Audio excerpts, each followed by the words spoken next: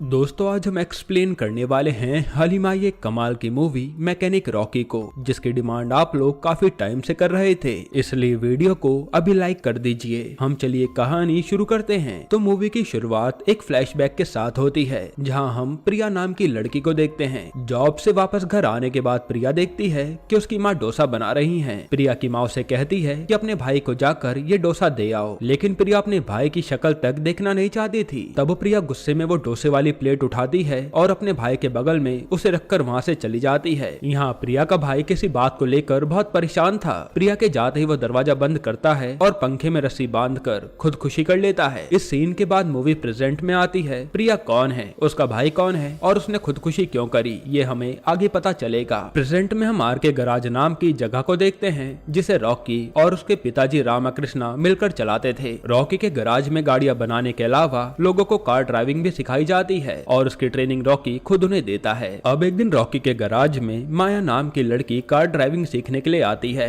और वहाँ रॉकी का खास एम्प्लॉय हर्षा उससे बात करता है और माया को सारी डिटेल्स समझा देता है। फिर पैसे देते वक्त अचानक गराज में एक आदमी आता है जो गराज के बंद होने की बात कर रहा था। माया ये सुनते ही पैसे देने में हिचकिचाने लगती है, लेकिन तभी एंट्री होती है हमारे हीरो राकेश उर्फ रॉकी की। रॉकी उस आदमी को कुछ पैसे देकर अपना मुंह बंद करने के लिए कहता है और उसके बाद वो माया से कार ड्राइविंग की बात करता है। तब फाइनली माया की कार ड्राइविंग डील हो जाती है और रॉकी आज से ही उसे ड्राइविंग सिखाना शुरू कर देता है। तब ड्राइविंग सीखते वक्त माया रॉकी से पूछती है कि वो बैंक में काम करने वाले लोगों को क्यों ढूंढ रहा है। दरअसल माया ने रॉकी और हर्षा को बात करते हुए सुना था, जो किसी बैंक में काम करने वाले आदमी को ढूंढने की बात कर रहे थे। माया खुद भी एक इंश्योरेंस कंपनी में काम करती है, लेकिन अफसोस कि वो रॉकी की परेशानी दूर नहीं कर सकती थी। तब रॉकी माया को समझाने के लिए अपनी पूरी कहानी बताना शुरू करता है और इस सीन के बाद मूवी एक बार फिर फ्लैशबैक में जाती है। फ्लैशबैक में हम रॉकी के दादाजी नगीरे दप्पा को देखते हैं, जो शहर के जाने माने लोगों में से एक थे। नगीरे दप्पा में बस एक बात की कमी होती है कि उनका अपनी जुबान पर काबू नहीं रहता। एक दिन शहर का एक और बड़ा आदमी नगीरे दप्पा के पास आता है और उन्हें अपने बेटे से मिलवाता है, जिसने कुछ देर पहले ही इस दुनिया में जन्म लिया है। नगीरे दप्पा उस बच्चे को देखकर बहुत खुश होते हैं, लेकिन स्वभाव अनुसार उनके मुंह से एक बात निकल जाती है कि इस बच्चे की शक्ल तो पीछे खड़े पंडित से मिल रही है, जैसे ये उसी का बेटा हो। ये बात उस आदमी को बहुत बुरी लगती है और वो अपने आदमियों से कहकर नगीरे दप्पा को खत्म करने की ठान लेता है। फिर नगीरे दप्पा जैसे तैसे उस आदमी से अपनी जान बचाता है, लेकिन हमले की वजह से उनका एक हाथ कट गया होता है। इतना सब होने के बाद भी नगीरे दप्पा जीने की उम्मीद नहीं खोते और एक हाथ के सहारे ही कार मैकेनिक का काम शुरू कर देते हैं। धीरे धीरे नगीरे दप्पा का गराज फेमस हो जाता है और फिर एक दिन जब नगीरे दप्पा की सांसें थमने वाली थी, तब मरते मरते वो अपने बेटे रामाकृष्णा और उसकी पत्नी लक्ष्मी से कहते हैं कि वो एक बार फिर उनके बेटे के रूप में जन्म लेंगे, और इतना कहते ही उनकी मौत हो जाती है। फिर कुछ समय बाद ठीक वैसा ही होता है जैसे नगीरे दप्पा ने कहा था, यानी रामाकृष्णा के घर में बेटा पैदा होता है, लेकिन बेटे को जन्म देते ही रामाकृष्णा की पत्नी चल बसती है। रामाकृष्णा अपने बेटे का नाम राकेश रखता है और खूब मेहनत करके उसकी परवरिश करने लगता है। नगीरे दप्पा की एक और आखिरी इच्छा थी कि रामाकृष्णा उसके गराज का ख्याल रखे, और रामाकृष्णा ठीक ऐसा ही कर रहा होता है। यहाँ राकेश का पढ़ने में भी बिल्कुल मन नहीं लगता था, लेकिन तभी रामाकृष्णा उसकी पढ़ाई बंद नहीं करवाता। फिर राकेश कुछ ही दिनों में अपना नाम बदलकर रॉकी रख लेता है, क्योंकि राकेश नाम पुराने जमाने के लोग रखते थे और रॉकी नाम आज के जमाने के लोग रखते हैं। फिर धीरे धीरे रॉकी बड़ा हो जाता है और रामाकृष्णा उसका दाखिला कॉलेज में करा देता है। अब यहाँ कॉलेज में रॉकी का एक जिगरी दोस्त था वरुण, लेकिन रॉकी जब वरुण की बहन प्रिया को देखता है तो उसका दिमाग सिर्फ उसी पे अटक जाता है। यहाँ रॉकी और प्रिया पहली नजर में एक दूसरे से प्यार करने लगे थे, लेकिन वो ये बात वरुण को नहीं बताना चाहते थे। यहाँ हमें पता चलता है कि वरुण को अपना भविष्य क्रिकेट की दुनिया में बनाना है, लेकिन कुछ समय बाद एक ऐसी घटना घटती है जिसकी वजह से वरुण और रॉकी अलग हो जाते हैं। दरअसल वरुण को एक क्रिकेट किट खरीदनी होती है और इसके लिए रॉकी और वरुण लाइब्रेरी से ढेर सारी किताबें चुराकर बैग में डाल लेते हैं। फिर कुछ देर बाद जब प्रिंसिपल उन किताबों का पता लगाते हुए उनके पास आते हैं, तभी अचानक वजन ज्यादा होने के कारण वरुण का बैग फट जाता है और सारी किताबें नीचे गिर जाती हैं। किताबें वरुण के बैग में थी, इसलिए प्रिंसिपल उसे अपने साथ ले जाते हैं। प्रिया भी ये सब देख रही होती है और उसके बाद रॉकी और प्रिया का ब्रेकअप हो जाता है। अब रॉकी के पिता रामाकृष्णा उसकी पढ़ाई लिखाई बंद कराकर उसे काम पर लगा देते हैं। रॉकी भले ही पढ़ने में अच्छा ना हो, लेकिन वो गराज में काम करते करते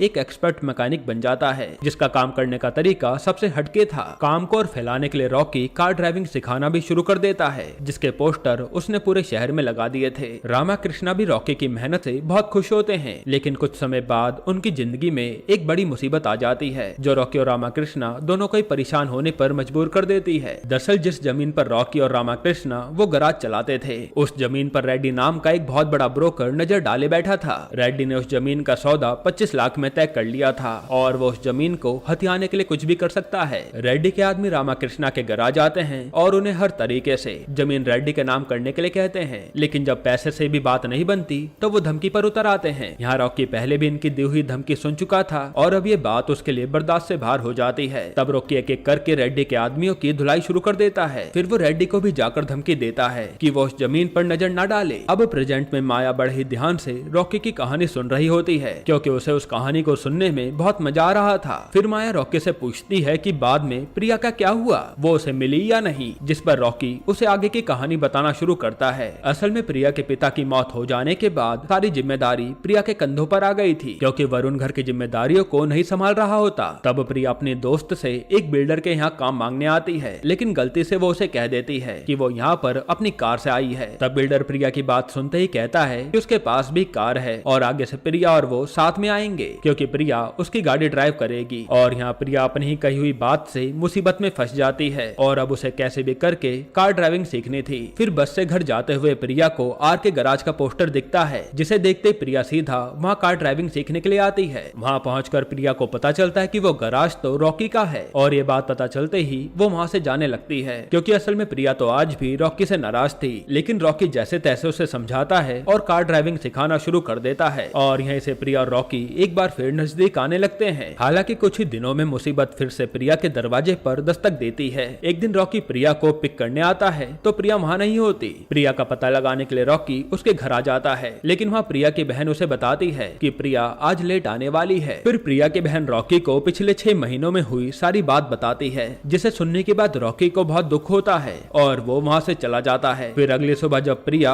अपनी अलमारी खोलती है तो वहाँ उसे एक भी गहने नहीं मिलते। प्रिया तुरंत ही समझ जाती है कि सारे गहने वरुण ने चुरा लिए हैं, लेकिन उसे बस इतना जानना था कि उसने ऐसा क्यों किया। फिर वरुण के घर आने के बाद प्रिया उससे सवाल करने लगती है, लेकिन वरुण उस समय बस इतना कहता है कि वो एक हफ्ते में सब कुछ लौटा देगा। हालांकि यहाँ प्रिया का शरीर गुस्से में कांप रहा था, लेकिन उसे इस बात का कोई अंदाजा नहीं होता कि तनाव से परेशान वरुण कुछ दिनों में पंखे से लटक कर खुदकुशी कर लेगा। ये वही सीन है जो हमने मूवी की स्टार्टिंग में देखा था, यानी जो प्रिया उस समय अपने भाई से नाराज थी वो यही कारण था। हालांकि अब वरुण की मौत के बाद प्रिया खुद को दोषी मान रही होती है, पर रॉकी उसे समझाता है कि इसमें तुम्हारी कोई गलती नहीं है। फिर कुछ दिन बाद जब रॉकी फिर से प्रिया को ड्राइविंग सिखा रहा था, तब प्रिया को लगता है कि रॉकी जैसे उसकी करीब आने की कोशिश कर रहा है और रॉकी को प्रिया की बात पर गुस्सा आ जाता है। वो तुरंत प्रिया को गाड़ी से नीचे उतारता है और कहता है कि तुम हमेशा अपने तरीके से ही सोचती हो, तुम्हें बाकी सब गलत ही लगते हैं, जबकि असल में ऐसा नहीं है। फिर रॉकी प्रिया को अपने मन की बातें बताते हुए कहता है कि वरुण की मौत का दोषी वो खुद है क्योंकि वो मुसीबत को झेलने की हिम्मत नहीं जुटा पाया, और रही प्रिया की बात तो वो कोई उसका फायदा नहीं उठा रहा बल्कि वो उससे प्यार करता है। तब रॉकी की बात सुनते ही प्रिया के मन में उसके प्रति एक अलग ही छवि बन जाती है। प्रिया भी अब रॉकी से प्यार करने लगती है और वो दोनों एक बार फिर एक दूसरे के करीब आ जाते हैं। अब रॉकी की जिंदगी में खुशियां भर गई थी क्योंकि एक तरफ उसका प्यार लौट आया और उसका गराज भी अच्छा चल रहा था। फिर रॉकी अपने पिता के पास आता है और उन्हें कश्मीर से लेकर कन्याकुमारी तक की तीर्थ यात्रा का टिकट देता है, जो कि हमेशा से उनका सपना रहा है। उस टिकट को देखते रामाकृष्णा की खुशी का कोई ठिकाना नहीं था।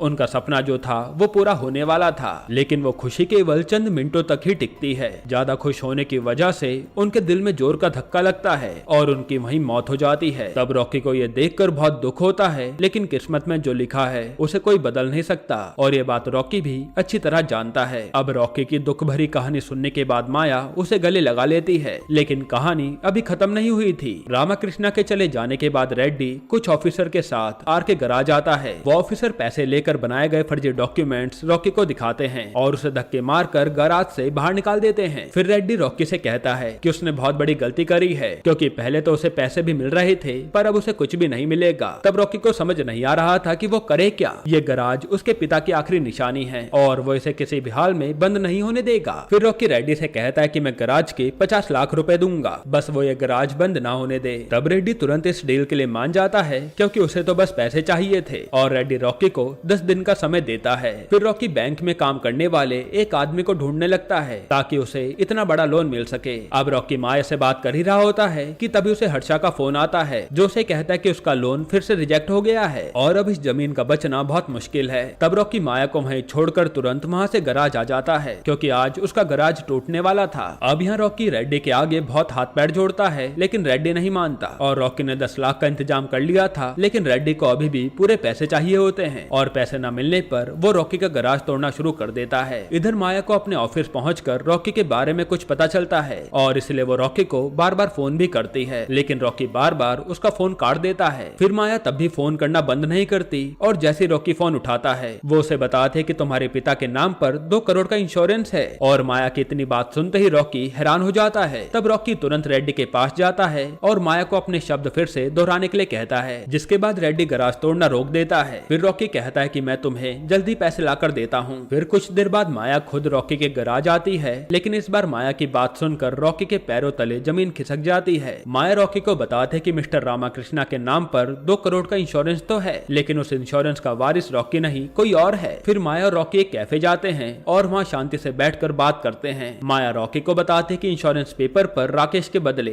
राजेश लिखा है, जिसका मतलब यह है कि इंश्योरेंस राजेश को मिलेगा, ना कि राकेश को। अब यहाँ माया और रॉकी दोनों को पता था कि ये इंश्योरेंस कंपनी वालों की गलती है। उन्होंने राकेश की स्पेलिंग गलत प्रिंट कर दी थी, लेकिन रामाकृष्णा के जिंदा न होने की वजह से अब वो स्पेलिंग सही नहीं हो सकती। तब माया अपना दिमाग दौड़ाती है और तुरंत अपने सीनियर विवेक को फोन करके कैफे बुला लेती है। दरअसल विवेक माया की तरफ आकर्षित रहता है, लेकिन इस काम को वो करने से साफ इनकार कर देता है। विवेक माया को समझाता है कि ऐसे स्पेलिंग बदलने से उन्हें फ्रॉड घोषित कर दिया जाएगा और उन्हें लंबे समय तक जेल भी हो सकती है। अब जब बात सही तरीके से नहीं बनती तो माया विवेक को ब्लैकमेल करने लगती है, क्योंकि 1 साल पहले उसने अपने करीबी के लिए भी ऐसा ही कुछ किया था और अगर उसने ऐसा दोबारा नहीं किया तो वो सबको बता देगी। तब विवेक माया की धमकी से डर जाता है, लेकिन स्पेलिंग बदलने के लिए उसे अपने मैनेजर को 5 लाख रुपए देने होंगे, जिसका इंतजाम राकेश करेगा। अब रॉकी के लिए इतने कम समय में 5 लाख का इंतजाम करना बहुत मुश्किल था, लेकिन आखिर में प्रिया रॉकी को 5 लाख रुपए देकर गराज बचा लेती है। अब इंश्योरेंस डॉक्यूमेंट्स में रॉकी का नाम सही हो चुका था, लेकिन तभी क्रांति नाम की एक और मुसीबत रॉकी के गले पड़ जाती है। क्रांति बहुत सख्त पुलिस ऑफिसर है और विवेक और माया के फ्रॉड के बारे में उसे पता चलते ही वो सीधा विवेक का गला पकड़ लेता है। फिर कुछ देर बाद रॉकी और माया भी विवेक के पास आते हैं, लेकिन क्रांति किसी की भी बात सुनने को तैयार नहीं था। यहाँ रॉकी को क्रांति पर बहुत गुस्सा आ रहा होता है, लेकिन क्रांति की रिवॉल्वर की आवाज सुनते ही रॉकी खुद को शांत कर लेता है। फिर कुछ ही मिनटों में माया क्रांति के हाव भाव पूरी तरह समझ जाती है। वो क्रांति से सीधा सवाल करती है कि उसे कितना पैसा चाहिए। तब विवेक माया से कहता है कि ये तुम क्या बोल रही हो, क्योंकि क्रांति बहुत कड़क ऑफिसर है। लेकिन माया क्रांति से सवाल करने में जरा भी नहीं हिचकती। माया विवेक से कहती है कि क्रांति ना ही उन्हें पुलिस स्टेशन ले गया और ना ही उसने उनके खिलाफ कोई FIR की, जिसका मतलब उसे पैसे चाहिए। तब क्रांति भी माया की बात पर हंसने लगता है। वो माया से कहता है कि तुमने बिल्कुल सही कहा, मुझे पैसे ही चाहिए, वो भी पूरे 40 लाख रुपए। तब क्रांति माया और रॉकी को 1 हफ्ते का समय देता है, लेकिन पैसा उसे इंश्योरेंस के पैसे आने से पहले चाहिए, ताकि बाद में अगर रॉकी कहीं भाग जाए तो उसे कोई नुकसान ना हो। अब रॉकी के लिए एक बार फिर पैसों की परेशानी सामने आ जाती है, लेकिन इस बार भी वो पैसे देने के लिए हाँ कर देता है। फिर रॉकी के वहाँ से जाते ही हमें माया का असली रूप पता चलता है, जिसे सुनकर आपके भी होश उड़ जाएंगे। माया क्रांति के हाथ से सिगरेट ले लेती है और खुद पीने लगती है, क्योंकि इस पूरे प्लान की मास्टरमाइंड वही है। माया ने विवेक और क्रांति की मदद से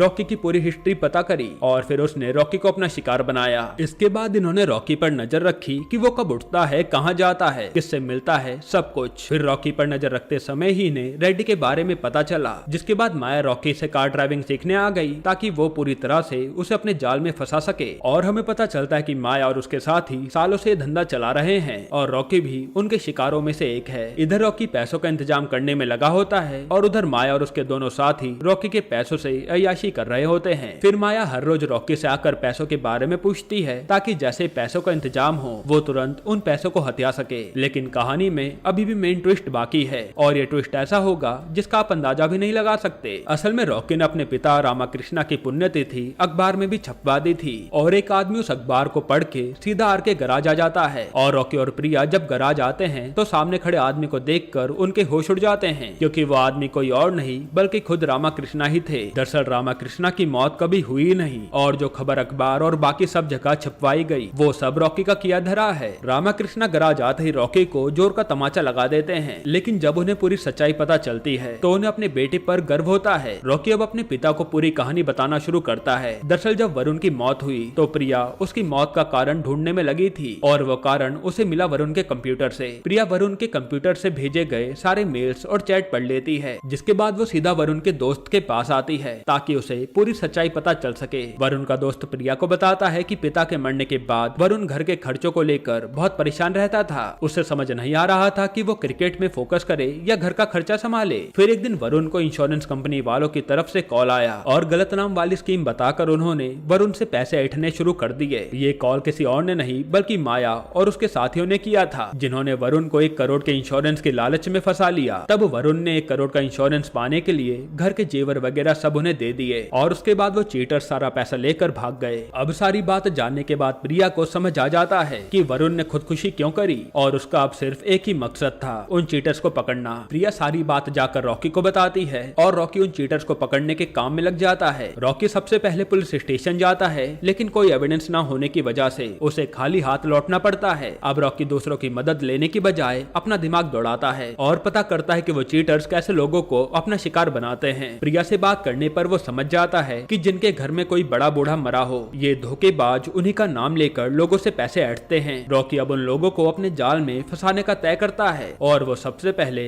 अपने पिता को कश्मीर से लेकर कन्याकुमारी तक का टिकट करवा देता है, जिसे देखते ही उन्हें धक्का तो लगता है लेकिन वो मरते नहीं। फिर रामा कृष्णा के कश्मीर चले जाने के बाद रॉकी उनके नाम का डेथ सर्टिफिकेट बनवाता है और उस सर्टिफिकेट को छपवा कर उन चीटर्स तक पहुंचा देता है। अब रॉकी को कुछ भी करके उन लोगों को रंगे हाथ पकड़ना था, क्योंकि अगर ऐसा नहीं हुआ तो वो कोर्ट में फर्जी दलीलें देकर छूट जाएंगे। रॉकी ने इस प्लान में रेड्डी को भी शामिल कर लिया था और ये तब हुआ जब रॉकी उसे धमकी देने गया था। रेड्डी ने रॉकी को देखते ही पहचान लिया कि वो नगरीदप्पा का पोता है और तब उसने रॉकी को बताया कि नगरीदप्पा ने जिस बच्चे को पीछे खड़े पंडित का बेटा कहा था, वो बच्चा कोई और नहीं बल्कि रेड्डी ही है। फिर रेड्डी रॉकी से कहता है कि वो उसका एहसानमंद है, क्योंकि जब उसके पिता नगरीदप्पा को मारने के लिए इस शहर में आए तभी से उन्होंने प्रगति करी और वो आज इतना पावरफुल है तो सिर्फ नगरीदप्पा की वजह से। फिर रेड्डी रॉकी को बाइज्जत वहाँ से भेज देता है और अब रॉकी को बस इंतजार था माया का, जो कुछ ही दिनों में उसके गराज में आ जाती है। फिर माया के गराज आते ही रॉकी फिर से रेड्डी के पास आता है और उन चीटरों के बारे में बताता है। तब रेड्डी बिना कुछ सोचे रॉकी की मदद करने को तैयार हो जाता है और फिर ठीक वैसा ही होता है जैसा रॉकी ने सोचा था। अब सारी बातें जानने के बाद रामाकृष्णा को अपने बेटे पर फक्र होता है, लेकिन तभी वहाँ माया आ जाती है। रॉकी जल्दी से अपने पिता और प्रिया को छुपाता है और जैसे तैसे माया को बातों में उलझाकर वहाँ से रवाना कर देता है। अब रॉकी का पूरा प्लान तैयार था। वो माया और उसके साथियों को पकड़ने के लिए बैग में नकली नोट भर लेता है और उन्हें एक कैफे में मीटिंग के लिए बुलाता है और अब पूरा प्लान बिल्कुल सही चल रहा था। लेकिन तभी रामाकृष्णा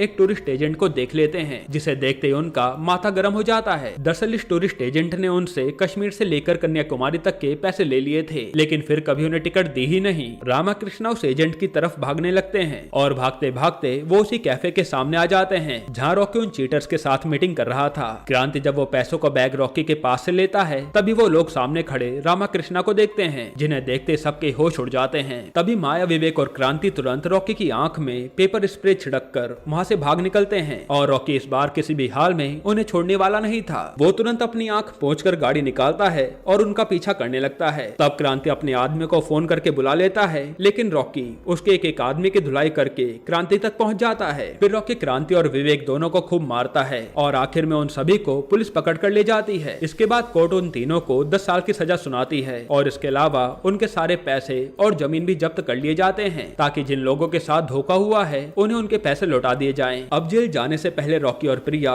एक बार फिर माया से मिलते हैं, जिसका असली नाम अप्सरा है। रॉकी माया से कहता है कि अब जेल में तुम्हें हेल्थ इंश्योरेंस की जरूरत होगी, लेकिन इस बार स्पेलिंग सही लिखना। और इसी के साथ ये मूवी यहीं पर खत्म होती है। दोस्तों, आपको ये मूवी कैसी लगी हमें कमेंट में जरूर बताइएगा और इसके अलावा आप कौन सी मूवी का एक्सप्लेनेशन चाहते हैं वो भी कमेंट कीजिएगा। बाकी अगर आपको हाल ही में आई एक कमाल की मूवी देखनी है तो आप ये वीडियो देख लीजिए।